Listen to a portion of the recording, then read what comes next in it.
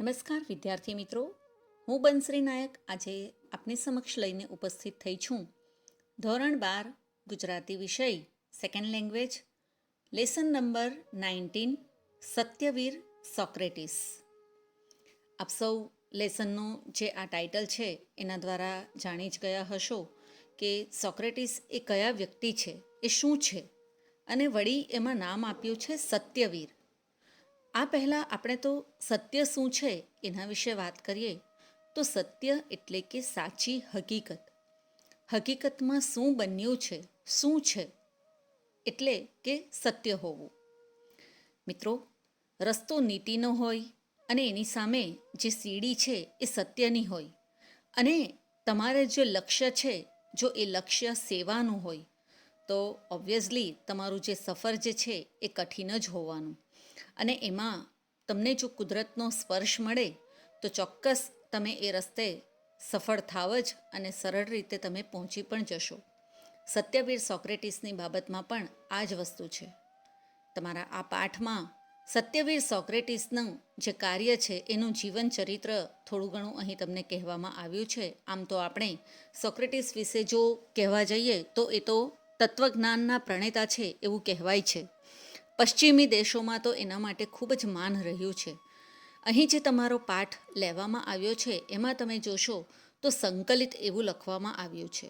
સંકલિત એટલે કે થોડી ઘણી જે કોઈક પણ માહિતીઓ હોય એ એકઠી કરવામાં આવે છે અને એ એકઠી કરેલી માહિતીને સંકલન એટલે કે સાંકળવામાં આવે છે અને બધી એ ભેગી કરેલી માહિતીને અહીં આપની સમક્ષ પાઠ સ્વરૂપે રજૂ કરવામાં આવી છે. પાઠની શરૂઆત કરતાં પહેલાં આપણે સોક્રેટિસ વિશે માહિતી લઈએ તો મહાન ગ્રીક તત્વજ્ઞાની તથા પ્લેટોના ગુરુ એ સોક્રેટિસ. પશ્ચિમી તત્વજ્ઞાનના પ્રણેતા એને માનવામાં આવે છે. સોક્રેટિસનો જન્મ જે છે એ પ્રાચીન એથેન્સમાં થયો હતો અને કહેવાય છે કે 71 વર્ષની આયુએ એથેન્સમાં જ એમનું અવસાન થયું હતું. તેઓ તત્વચિંતન એટલે કે જ્ઞાનની જે કંઈક પણ પરીક્ષાઓ, જે કંઈક પણ મુદ્દાઓ હોય છે, જે કંઈક પણ પ્રશ્નો હોય છે એનું ચિંતન કરવું, મનન કરવું, એને તત્વચિંતન કહેવામાં આવે છે. તો તત્વચિંતનમાં કહેવાય છે કે તે દરેક પ્રણેતાઓમાંના એક તે એવા આપણા સોક્રેટિસ વિશેની અહીં આપણને જે માહિતીઓ છે એ અલ્પ પ્રમાણમાં જ મળી છે. તેના આધારે અહીં આપને સૌને એના વિશેની વાત કહેવા જઈ રહી છું. સોક્રેટિસના 2 શિષ્યો જેનું નામ ઝેનોફોન અને પ્લેટો, એમના દ્વારા જ થોડી ઘણી માહિતી આપણને સોક્રેટિસની મળે છે. સોક્રેટિસના પિતા જે હતા એ શિલ્પી એટલે કે સ્કલ્પચર હતા, આર્કિટેક્ટ હતા. ઉંમરલાયક તેઓ થયા એટલે પિતાની સાથે જ તેઓ શિલ્પકામમાં જોડાય છે. શિલ્પકામની સાથે સાથે એમને વિજ્ઞાન અને તત્વજ્ઞાન એટલે કે ફિલોસોફી, એમાં પણ એમને થોડો ઇન્ટરેસ્ટ જાગે છે. આથી તેઓ શિલ્પકામ છોડી દે છે. કહેવાય છે કે એ સમયમાં એથેન્સમાં ખૂબ જ રાજકીય તોફાનો ફાટી નીકળ્યા હતા અને એના ઉપર એથેન્સના યુવાનોને પણ થોડી ઘણી અસરો થઈ હતી. પરિણામે સોક્રેટિસ આ બધા જ યુવાનોમાં જે કંઈક પણ પોતાની જે નોલેજ છે, જે તત્વજ્ઞાનમાં તેમણે આખી આ એમનો રસનો વિષય છે, તો એ આ બધા જ યુવાનો ઉપર પોતાનું જે કંઈક પણ નોલેજ છે એ વહેંચે છે. બસ એ પાઠમાં જ આ વાત કરવામાં આવી છે. અને વિદ્યાર્થી મિત્રો, સોક્રેટિસનું જે મૃત્યુ થયું હતું તો એ મૃત્યુ પણ કેવી દુઃખદ અવસ્થામાં એમને મળ્યું છે તેની વાત પણ આ પાઠમાં આપ સૌને કરવામાં આવી છે. પરંતુ સોક્રેટિસ વિશેની એક ખાસ વાત જે છે તો કે મૃત્યુ પહેલાં એમણે જે એમના મિત્ર છે ક્રીટો, એમને જે સંબોધન કરેલું હતું તે જગતભરમાં વિખ્યાત થઈ ચૂક્યું છે. અને એ વાક્ય કયું હતું એ આપને પાઠની સાથે જ એના અંતમાં પણ કહેવામાં આવશે. તો ચાલો આપણે પણ આ પાઠનું રસપાન કરીએ કે જેથી આપણને સૌને પણ ખબર પડે કે સોક્રેટિસને જે મૃત્યુ મળ્યું એ કઈ રીતે મળ્યું હતું. તો જોઈએ પાઠ નંબર 19 સત્યવીર સોક્રેટિસ. પાઠની શરૂઆતમાં અહીં આપણે સૌને જે ઇન્ટ્રોડક્ટરી પાર્ટ આપવામાં આવ્યો છે એ જોઈએ.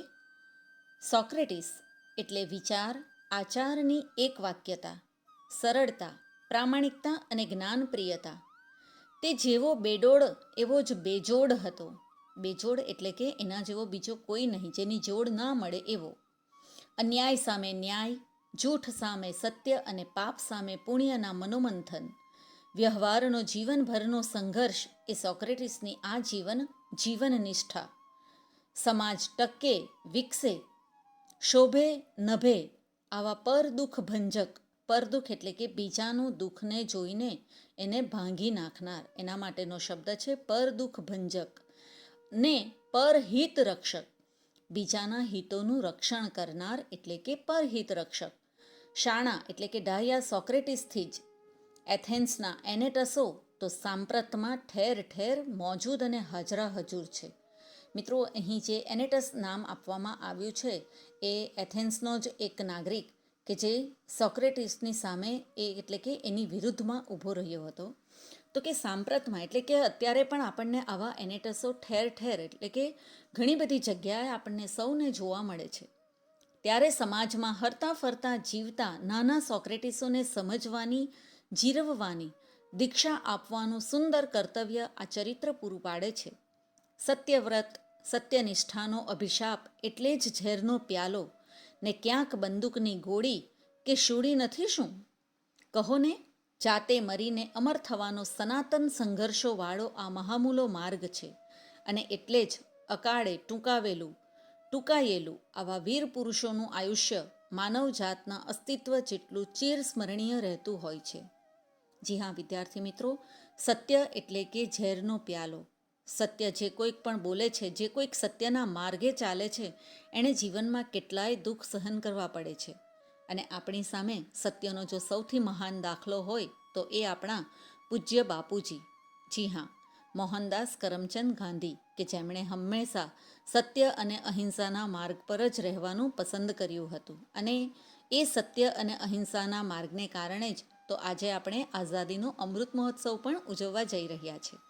તો એટલા માટે જ આ પાઠમાં પણ કહેવાયું છે કે સત્ય એટલે જ ઝેરનો પ્યાલો. અને એ પ્યાલો પીવો એ કોઈક નાની સૂની વાત હોતી નથી. જે સત્યના માર્ગે ચાલે છે એને જ ખબર છે કે એ વિષ પીવું પણ કેટલું કઠિન હોય છે, પરંતુ જે સત્યના માર્ગે ચાલે છે એના માટે તો એ પણ સરળ હોય છે. તો જોઈએ આપણે પાઠની શરૂઆત કરીએ.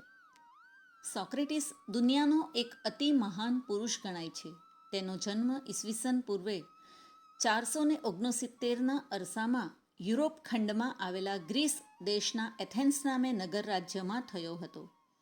તે દિવસોમાં એથેન્સનું રાજ્ય તેની પાસે આવેલા સ્પાર્ટા નામે બીજા નગર રાજ્ય સાથે યુદ્ધમાં ઉતર્યું હતું. એટલે કે ગ્રીસ જે દેશ આખો જે છે કે જે યુરોપ ખંડમાં આવેલો છે એમાં જ નગર આવેલું એથેન્સ, અને એથેન્સના જ જે રાજ્ય છે તેની પાસે આવેલું બીજું સ્પાર્ટા રાજ્ય, એ બંને યુદ્ધમાં ઉતર્યા હતા.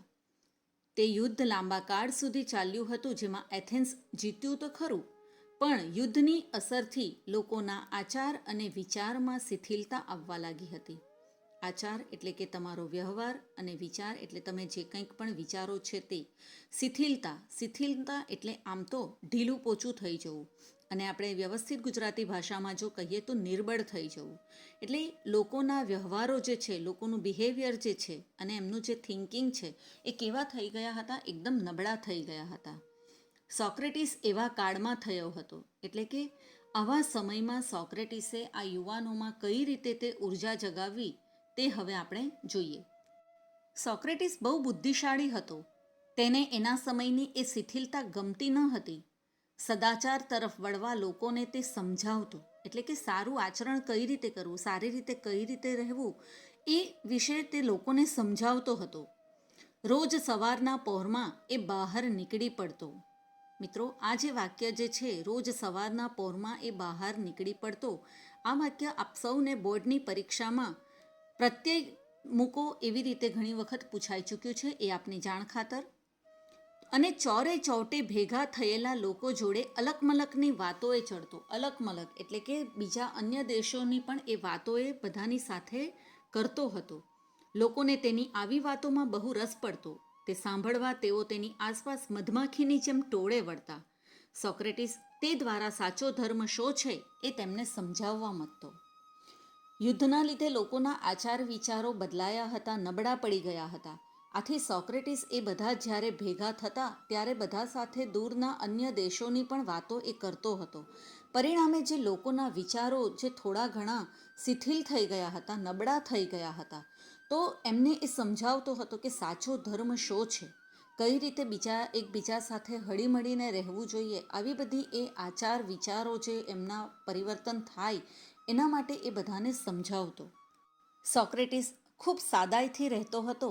તે 2 જ કપડાં પહેરતો, ફાટે ત્યારે સીવીને કે ઠીંગડું મારીને તે વાપરતો. જોડા તેણે કદી પહેર્યા ન હતા. જોડા એટલે કે પગના પગરખા. શરીરને સશક્ત અને મજબૂત રાખવા તે બહુ કાળજી રાખતો. સારું મજબૂત શરીર હોય તો પોતાની તેમજ લોકોની સેવા બરાબર થઈ શકે એમ તે માનતો.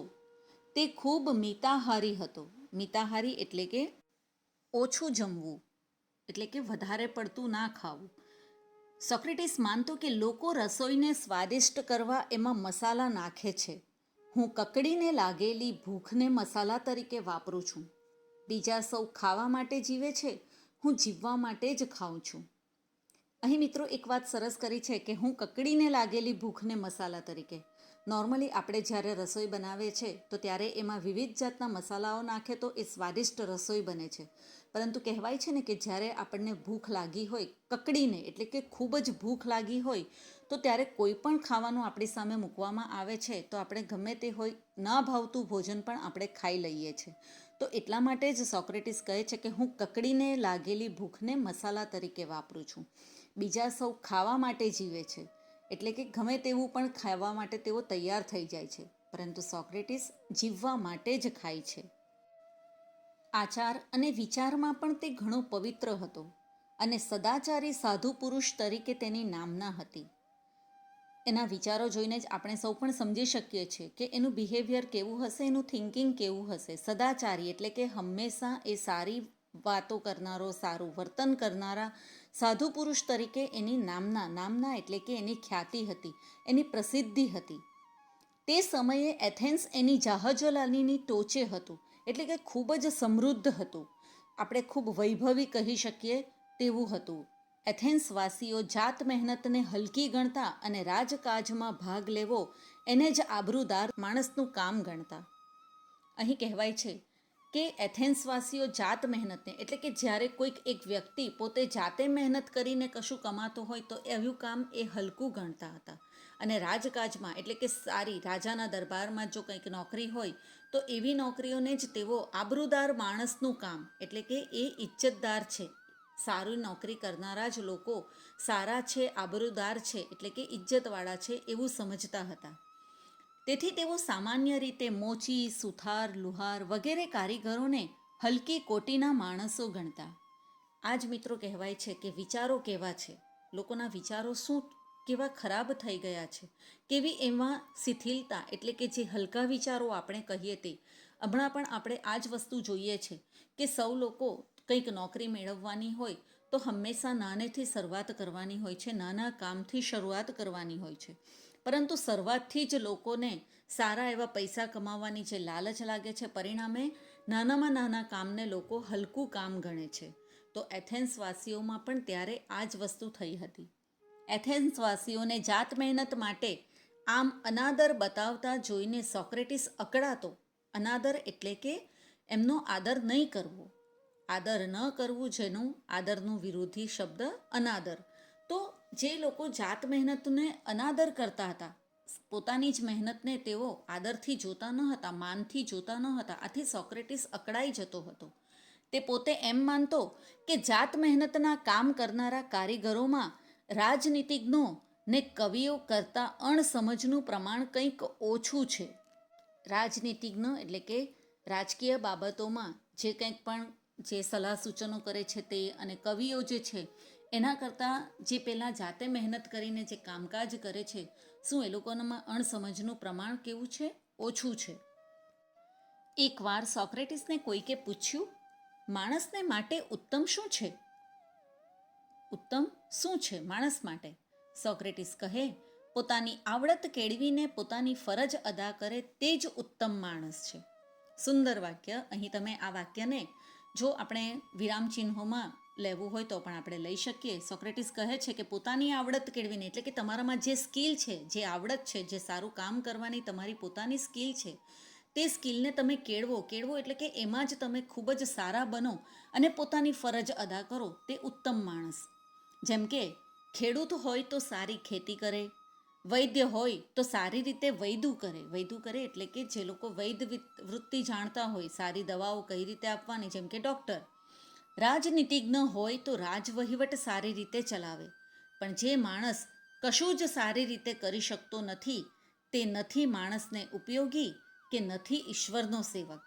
એટલે કે કોઈ પણ માણસમાં ભગવાને કહેવાય છે કે કંઈક ને કંઈક સારી આવડત તો મૂકેલી જ હોય છે, પરંતુ આપણી આવડત આપણે પોતે જાણવાની હોય છે, જાતે જ આપણે સ્વીકારવાની હોય છે, જાતે જ આપણે એને ઓળખવાની હોય છે.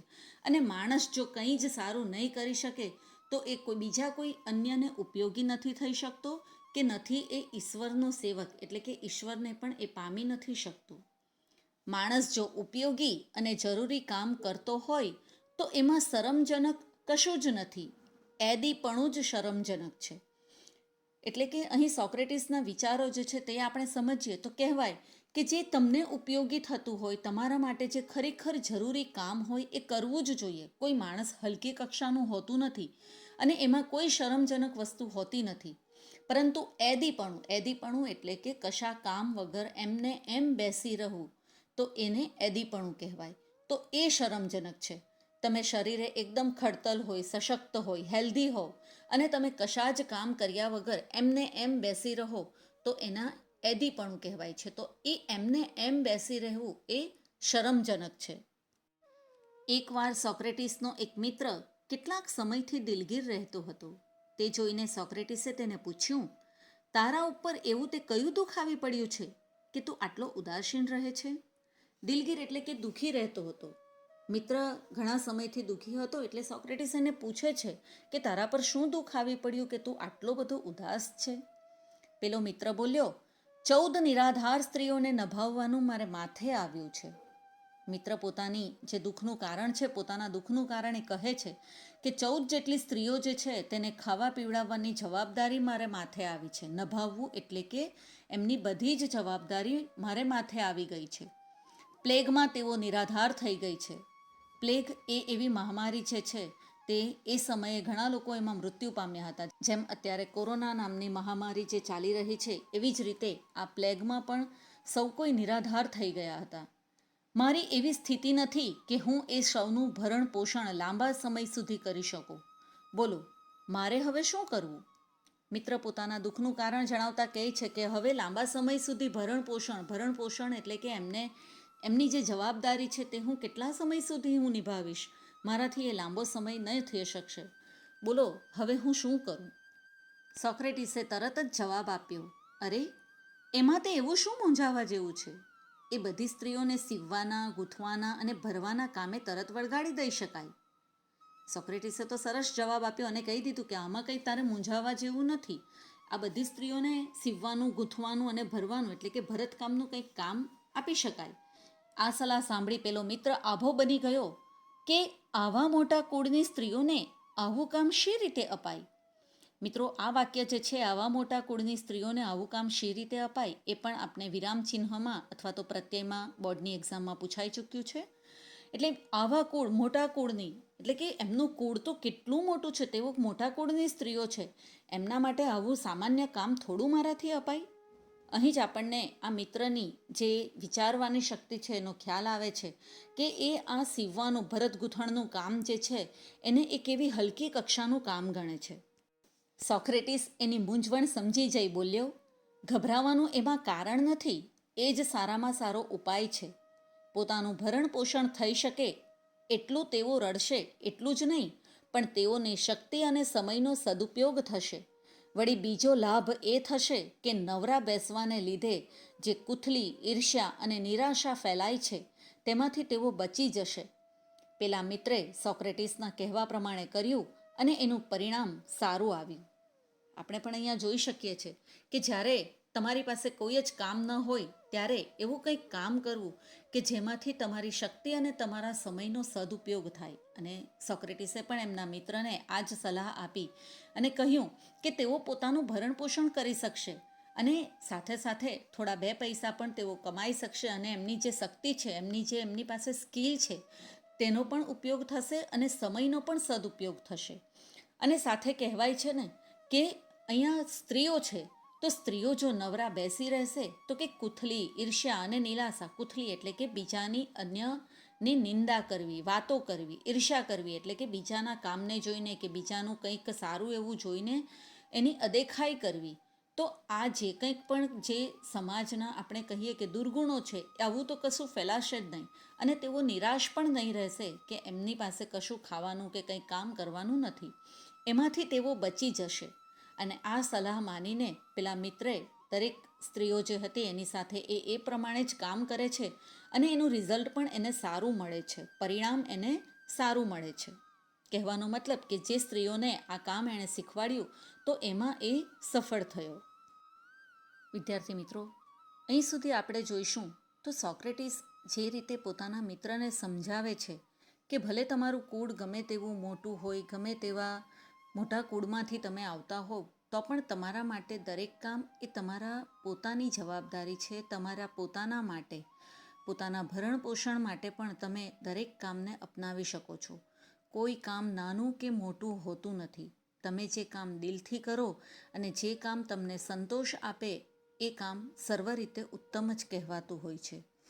આ સાથે આપણે એ પણ જોઈએ કે જે અત્યારના સમાજની આપણે વાસ્તવિકતા આપણે સમજીએ તો ઘણા વર્ગ એવો હોય છે કે જે અમુક કામને નાનું, અમુક કામને મોટું એવું સમજતું હોય છે કે આ કામ તો મારા માટે હોતું નથી. પરંતુ મિત્રો, કહેવાય છે ને કે નાના કામથી જ આપણે શરૂઆત કરીએ તો એ કામ તમને કયા પદ સુધી પહોંચાડે છે એ આપણે પણ સમજી શકતા નથી. જો આવું જ જો આપણે સમજ્યા હોત તો ધીરુભાઈ અંબાણી કે જે પોતે સાયકલ પર ટુવાલ વેચીને પણ પોતે જે ધંધો શરૂ કર્યો, એ જ ધીરુભાઈ અંબાણીની આજે કેટલી ખ્યાતિ છે, કેટલી નામના છે અને એ ક્યાંથી ક્યાં જઈને ઊભા રહ્યા. એ જ તો કામની શરૂઆત છે કે નાના કામથી શરૂઆત કરેલું કામ તમને કઈ રીતે ખ્યાતિ અપાવે, કઈ રીતે સિદ્ધિ અપાવે એ આપણે પણ નથી જાણતા. માટે હંમેશા એક વાત ધ્યાનમાં રાખવી કે જે કોઈક પણ કામની શરૂઆત કરો તો એ કામ તમારા માટે એક સંતોષ આપી શકે તમને અને તમને તમારી આવડત ખીલવી શકે એવું હોવું જોઈએ. જે કામ કરવાથી તમારી આવડતમાં વધારો થતો હોય, તમને જે સ્કિલફુલ બનાવી શકતા હોય એ કામમાં હંમેશા આપણે આગળ વધીએ અને એના થકી જ આપણે પણ પ્રસિદ્ધિ મેળવીને જે કંઈક પણ બને ત્યાં સુધી આપણે કરી શકીએ. પોતાના જીવનના માટે, પોતાના જીવનના સારામાં સારા એવા મુકામ પર પહોંચવા માટે તમારા કામને તમે સારી રીતે ન્યાય આપો, તમારા કામને જ તમે મહત્ત્વ આપો અને આગળ વધો. બસ એ જ અપેક્ષા સાથે અહીં આજે આપણે આ સત્યવીર સોક્રેટિસ પાઠનો પ્રથમ પાઠ અહીં જ પૂરો કરીશું. આ પાઠ અહીં પૂરો થાય છે. નવા પાઠ સાથે આપણે જલ્દીથી ફરી પાછા ભેગા થઈશું. ત્યાં સુધી બંસરી નાયકના આપ સૌને નમસ્કાર.